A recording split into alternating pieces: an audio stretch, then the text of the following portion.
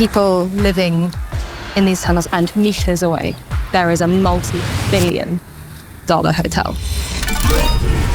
Just one of the many things kept totally hidden from the tourists is the growing community of homeless people living in storm drains right underneath the casinos. I come upon you all the time, especially out here. I keep one knife on my hip at all times. It's just something that I have to have down here. You got time. Time is never on your side. Feel your mind. Get taken for a ride. Rob is a recovering addict and used to live in the tunnels underneath Vegas before managing to completely turn his life around. He now works to help those living rough in the city. How aware are the people who come to Vegas about the poverty going on? Not so much, right? It's not something that they want to really talk about. Yeah. Because tourism is a big moneymaker. The only reason we have homelessness is because nobody's figured out how to make money off it. They figured out how to make money off weed. Everybody's got weed everywhere. It's not helping human beings. Yes.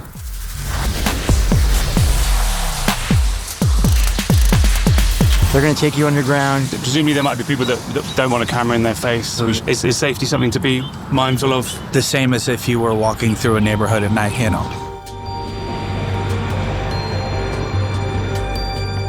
Feeling a little bit apprehensive, just safety should be fine, but also might not be. So a little tiny bit shaky. I've heard and read stories about other filmmakers going down into the tunnels and having guns flashed at them, getting chased off.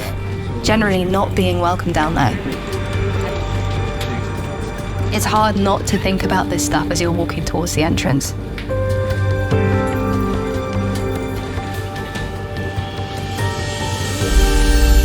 Inside the tunnels, it's pitch black. You can't see anything in front of you. There's debris all over the floor, everywhere you step. So we're walking through, it's kind of dark. Have to stay very much to the right-hand side because there is quite a large body of water to our left.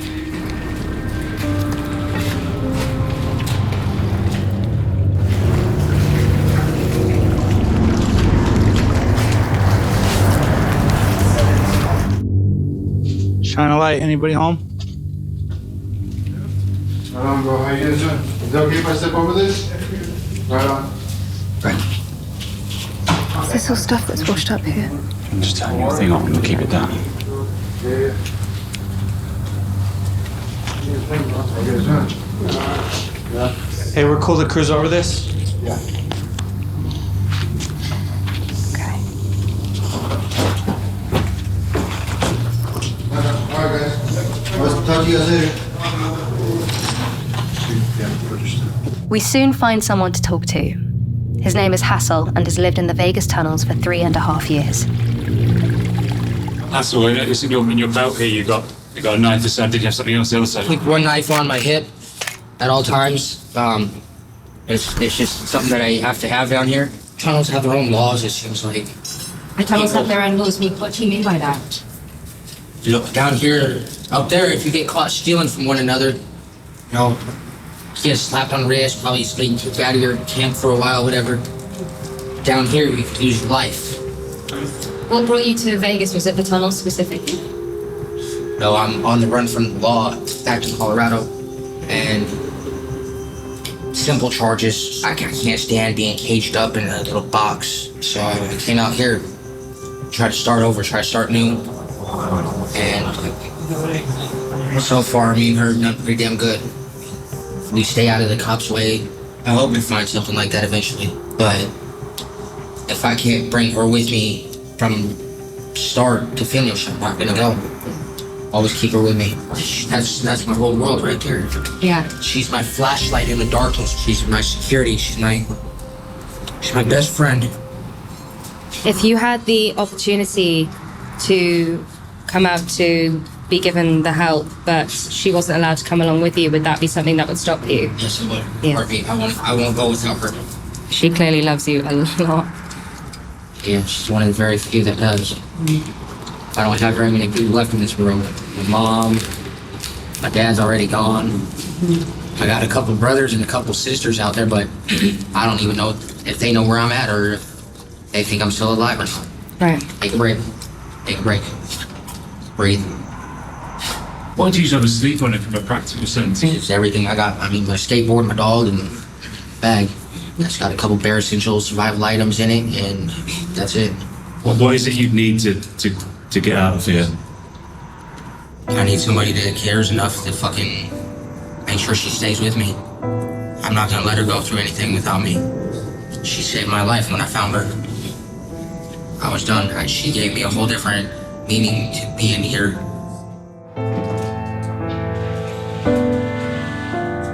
What is keeping him here? What is it? I don't know. Shame, resentment. I think he's got a lot of guilt for some things he's done in his past.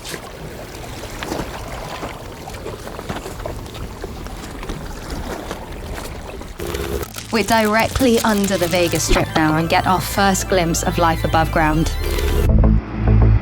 That is Caesar's Palace. Caesar's Palace is directly above us. It's Rod Stewart. So literally meters from where we are, there are people spending thousands and thousands and thousands of pounds. It's an interesting dichotomy that's a multi-billion-dollar casino hotel, and yet there's actual humans that live down here that are struggling to find a way out.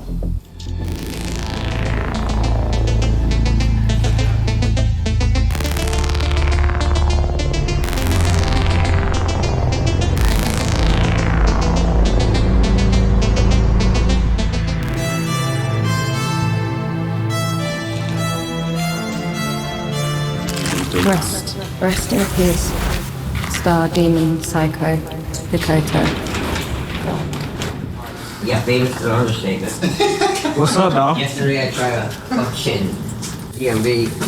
Oh shit. Hey, why do you tell me there's a goddamn... Oh yeah, she's pregnant, I'm sorry. Motherfucker, I almost had a heart attack. Oh my god, she's huge. Jay, these are our new friends. This is Emily. And Hi Jay, how you Hi, Jay, doing? I'm Steve. Nice to meet you. I know, Steve. Yeah. is it cool if we turn the cameras on? Yeah, have at it. Are you sure? All kinds of great stuff to see down here. Oh, really? Jay's been living in the tunnels for 8 years. He doesn't have a lot of possessions, but he loves his cats.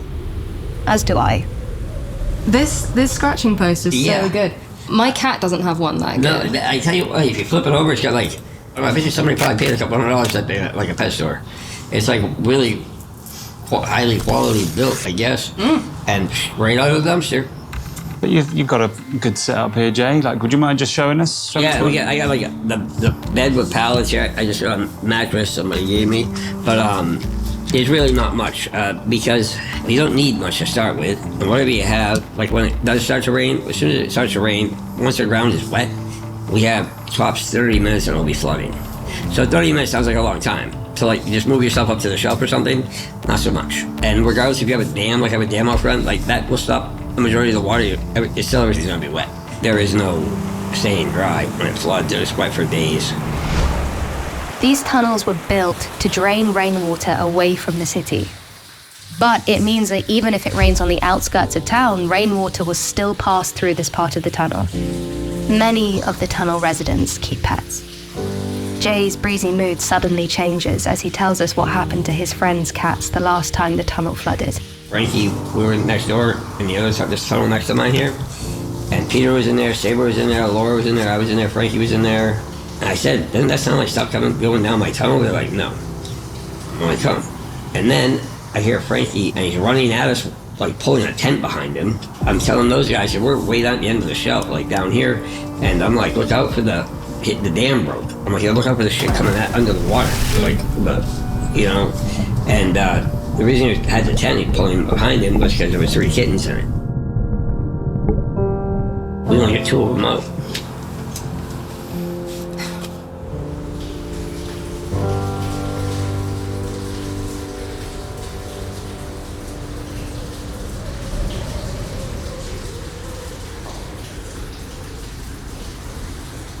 Sometimes pets are what these guys treasure most.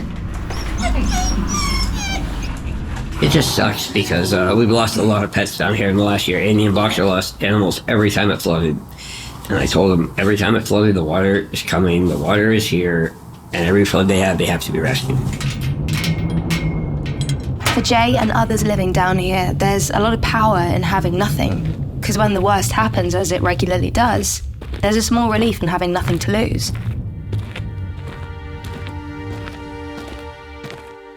if there is someone down in the tunnels who has a pet, it's often the only thing that's ever loved them unconditionally and that they've ever loved unconditionally.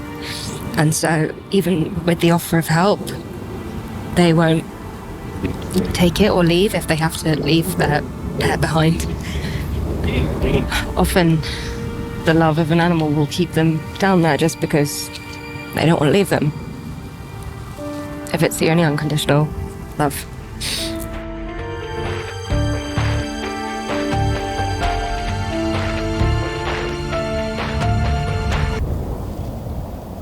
On our way out of the tunnels, we bump into Irish, who used to live here but recently found accommodation above ground. So how long have you been down here? 12 years. 12 years, wow. Yeah.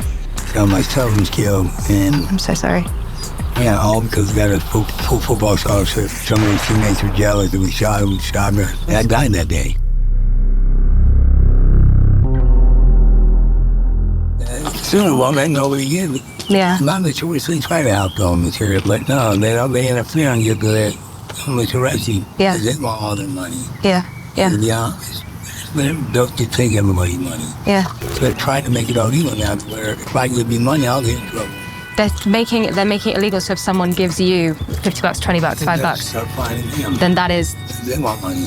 then they're going to be fined if they give you money. That's what they're trying to do. You know, yeah, it's a job, it's hard. Yeah. And people say, hey, you're bothering Jesus, easy way out on life. There's nothing easy about this. This is survival day to day. It's not. Irish, do you think the people that visit Vegas, that come here for the casinos, hotels, whatever, do you think they know people are living in such hardship? So they call them mopey down there and stuff. They sound like shop, they'll rob them and stuff. Get robbed, they robbed up from this area and get out with. They don't want us near the tourists, they want all the tourist money.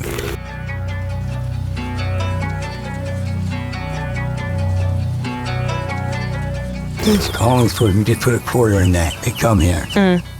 We have all these who walk the street. This is the most messed up place I've ever seen in my life. Oh, Vegas.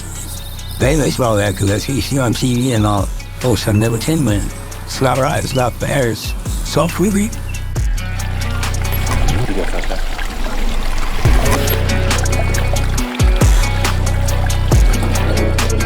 This is a city that is run on mainly on tourism, and it's anyone's business what they want to do with their own money and how they want to live their life. And if they're coming here and spending a lot of money, they're going to expect a certain level of treatment and luxury. But it just does seem wild that there is someone who can come here and pay 500 grand at a blackjack table without even thinking about it. The correlation between all of it is this understanding that they are a problem for the city. This seems to be this general consensus that nobody wants to see them. This isn't a problem that is specific to Vegas. This is a global issue, of course. But the extreme dichotomy here is just blinding. I mean, being down in the tunnels and looking up through the grates and being able to see Caesar's Palace. And this is a city that is known for wealth and glamour and hedonism everywhere underneath. There are these people living, surviving,